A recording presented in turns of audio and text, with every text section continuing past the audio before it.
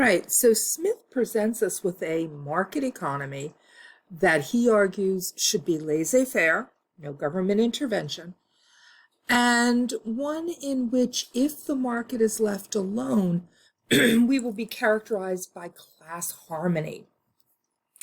So this free working market, which is affected by the invisible hand, all of that stuff is the foundation upon which traditional economics is based.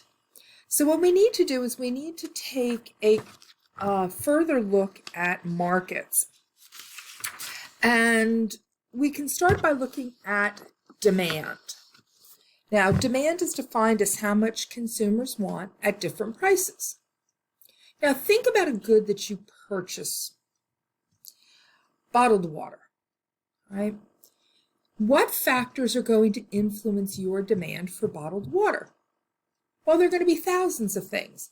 Your income, the time of the year, the weather, what activities you're doing, the price of bottled water, the price of soda or coffee, if they are substitute goods, goods you use in place of bottled water. Maybe pretzels or flavoring, which would be complementary goods. Those are goods that used along with the bottled water. All right, now the problem is we can't look at all of those factors at the same time. How do all of these factors affect demand? What we have to do is we use a Latin phrase, ceteris paribus, and it means hold everything constant and let one thing change. So if all of those factors which influence your demand for bottled water, if we allow them to remain constant, not zero, but constant at their current level, and only allow one thing to change at a time, we can see how that one thing by itself changes demand. Okay, so let's look at price. Traditional economists always argue that price is the signaling mechanism of the economy. It tells consumers how much to buy, it tells producers how much to make. All right, so let's look at this. If we said the price of bottled water, a traditional bottle of water, it's 12, 16 ounces, whatever, were $5, how many would you buy in a week? Well, at $5 a bottle, everything else held constant, I don't think I'd buy any. But if the price went down to $2.50, I may buy one. The price goes down to $1, probably buy 5. Price goes down to 50 cents, I'd buy 8. And if the price were 25 cents, well, I wrote 12 here, but really, if you've got a pickup truck, come on, let's go buy all we can at 25 cents a bottle. So this here is called a demand schedule, the relationship between price and quantity demanded. The way it's shown here is a demand schedule. We can take the information on this demand schedule and put it in and create a demand curve. At $5, let's assume that's up here where this line would touch, we'd want none. If price goes down to $2.50, we'd go over 1 unit and we'd put a dot. If it were $1, we'd go over 5 and put a dot. If we connect all the dots, because each of these are coordinates in this space. Please note when you're drawing demand curves, you always put quantity along the horizontal axis and price along the vertical axis. Always. All right. Now what we see here is there's a negative relationship. There's a downward sloping curve here. And the law of demand tells us that there's a negative relationship between the price of a good and the quantity demanded. And by a negative relationship, we simply mean they move in opposite directions. As price goes down, quantity demanded goes up. As price goes up, quantity demanded drops. All right, so that's what we mean by a negative relation. D for demand, D for down. All right. Now, this is only one half of the market. Remember, a market is where buyers and sellers come together. We've looked at how buyers will react. What we now have to look at is supply. And that's how sellers will react. Again, if you are the producer of bottled water, there will be thousands of factors that will be influencing how much bottled water you are willing to make. The costs of inputs, the time of the year, how much you can sell the product for. Again, thousands of things. We can't look at all of them at once. We have to invoke ceteris paribus. Hold them all constant, but now let one thing change at a time. And again, just like with demand, the one thing we're going to allow to change is going to be price. So if you'll see it, look on this slide, I've created used the same prices, but now different quantities. And these are quantities supplied.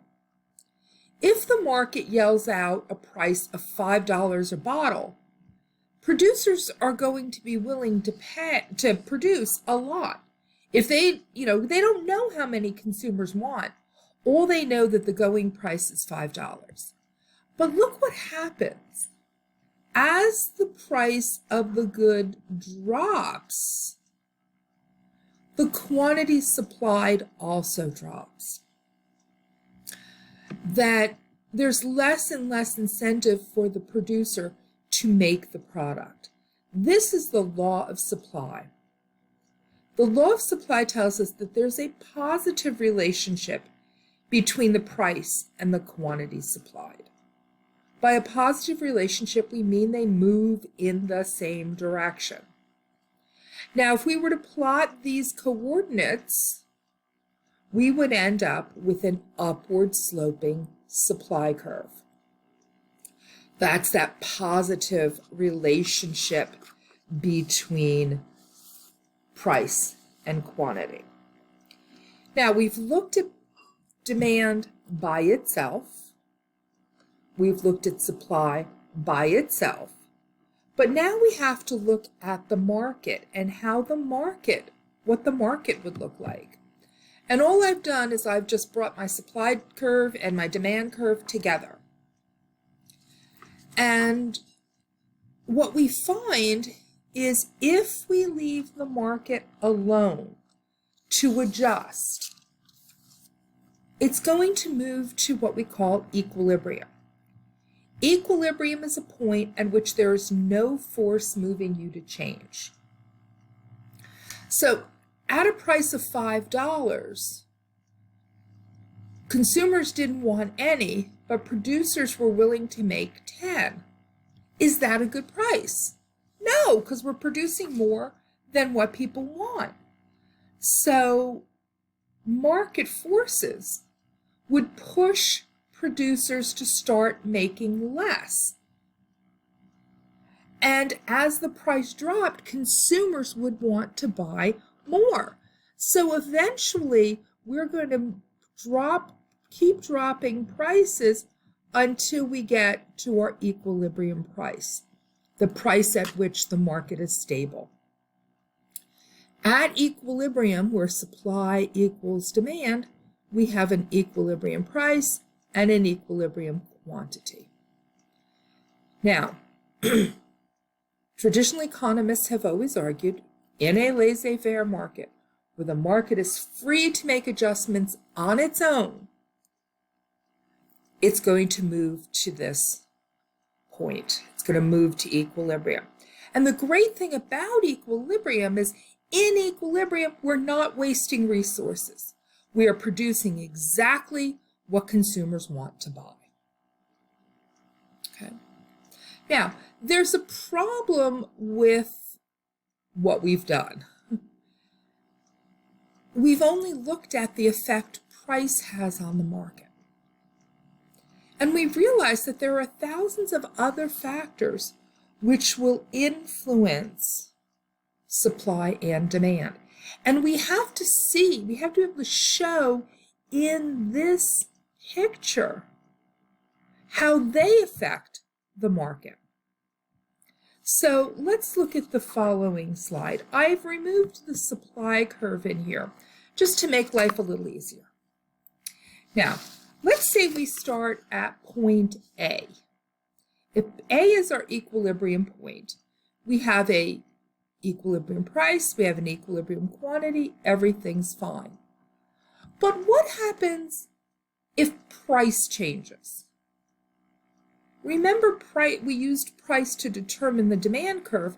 So if price goes from price A to price B, what we see is we have movement along the curve. We simply slide along our original demand curve down to the new price. Right? So movement along the curve means the curve itself stays in the same location, but now you're just a different place on that curve. Now, problem is that there are other factors that influence demand that could change. For example, if we were at point A and your income increased, we have to assume that price is going to stay the same, because remember, we only let one thing change at a time. So if we start at point A, we have price A, but now your income goes up, which means you want more of the good. Well, if price stays the same, how do we find more of the good? Well, we've got to shift. We've got to go out this way, right? If we were at price B and income went up, we would want more of the good. So to show the effect on the market of a change in income, we would see what we call a shift of the curve. The entire curve itself moves. Right? So if something other than price changes, you're going to see a shift of the curve. If price changes, you're going to see movement along the curve. All right? And so it's through this ability for the market to adjust in a laissez-faire market to what's happening. Traditional economists argue this laissez-faire market, this is the best type of market to have, because the market adjusts to changes and will bring us to equilibrium. So leave it alone. Let's have a laissez-faire market. Well, there are some problems with this approach. And in our next lecture, we're going to look at that. We're going to look at how this equilibrium may present a problem for the market. All right, so we're going to stop here, and we will come back to our next lecture, which is going to look at price manipulation. And then we're going to take a little sojourn to look at Marxist economics.